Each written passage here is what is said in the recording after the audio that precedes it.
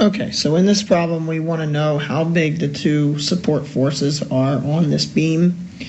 We know its mass is 250 kilograms, and if you look at the picture, 2 meters plus 4 meters plus 3 meters plus 1 meter, the entire beam is 10 meters long. The one thing that's not in this diagram is the weight of the beam. So we want to draw that in at its center of mass. Its center of mass is going to be 5 meters from either end if it's uniform. So if this is the center of mass, I have a force downwards from that as well.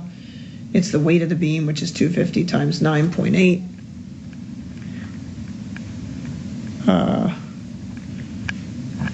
So that's going to be 2450 newtons. Okay, so now we can apply our two conditions of equilibrium.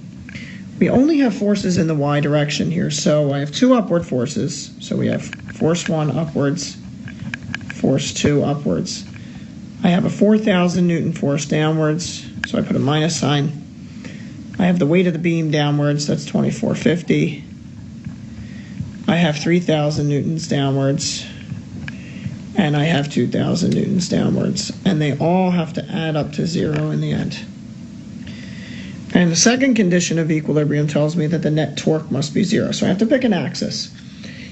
What makes the most sense, I would say 95% of the time, is if you're trying to solve a statics problem, to choose an axis that corresponds with one of the unknown forces. So I'm going to make my axis here where F1 is being exerted.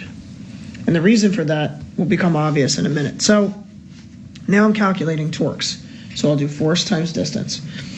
So force 1 is exerting a force a distance of 0 meters away. So that's going to be 0. The 4,000 Newton force is being exerted 2 meters from the axis.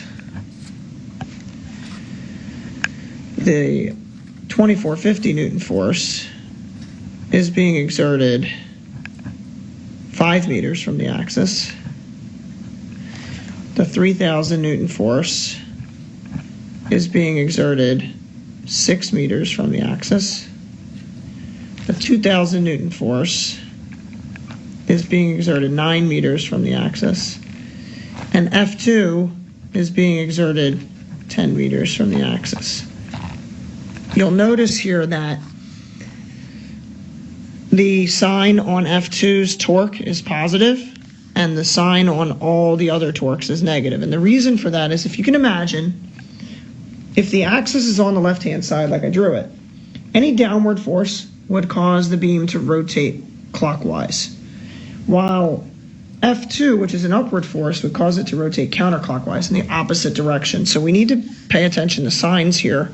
I happen to call clockwise negative and counterclockwise positive. As long as we call them opposites, we're good. Okay, so this expression is all equal to 0. I should have wrote that. But we can solve this for F2 directly because that's the only unknown in this expression. So we're going to solve this for F2. So when I work it all out, I get 5,625 newtons for F2. Okay, so now I can take that and bring it back into my first condition of equilibrium equation and be able to solve it for F1 because everything else is known. So we can do that next. Doing that, I get 5,825. So these two beams support all of these forces and weight. Not exactly the same amount of force. You'll notice there's more force on the left-hand side than the right-hand side. And really, that's because that big 4,000 Newton force is on the left-hand side.